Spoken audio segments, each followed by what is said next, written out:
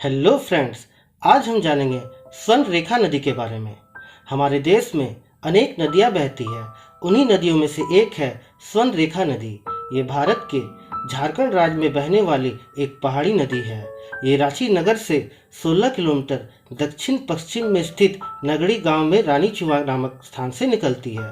फिर उत्तर पूर्व की ओर बढ़ती हुई मुख्य पठार को छोड़कर प्रपात के रूप में गिरती है। इस प्रपात को हुंडरू जलप्रपात के नाम से जाना जाता है। प्रपात में गिरने के बाद इस नदी का बहाव पूर्व की ओर हो जाता है और मानभूम जिले के 3 संगम बिंदुओं के आगे यह दक्षिण पूर्व की ओर मुड़कर श्रीभूम जिले में पहुंचता है। वहां से यह उत्तर पश्चिम से मिरानपुर जिले में प्रवेश करती है।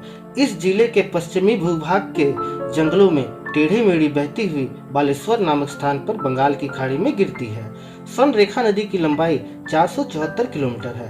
कांची एवं करकरी इसकी प्रमुख सहायक नदियां हैं। भारत का बेहद प्रसिद्ध लौह इस्पात का कारखाना इसके किनारे पर ही स्थापित है। कारखाने के संस्थापक जमशेदजी टाटा के नाम पर बसा यहाँ का नगर जमशेदपुर या टाटा नगर कहा जाता है। इस नदी की एक विशेष बात यह है कि इसमें से सोने के कण निकलते हैं। इस नदी की रेत में सैकड़ों वर्षों से सोना निकाला जाता रहा है। हालांकि अभी तक यह पता नहीं चल पाया है कि सोने के ये कण कहाँ से आते हैं। भूवैज्ञानिक इस बारे में अपनी राय अवश्य देते हैं और कहते हैं कि स्वर्ण रेखा नदी तमाम चट्टानों से होकर गुजरती है। इस दौरान घर्षण की वजह से सोने के कण इसमें घुल जाते हैं। झारखंड में तमाड़ और सरंडा जैसी जगहों पर नदी के पानी में स्थानीय आदिवासी रेत को छानकर सोने के छोटे छोटे कण इकट्ठा करते हैं। अब यह झारखंड के लोगों का एक पुश्तैनी काम बन गया है।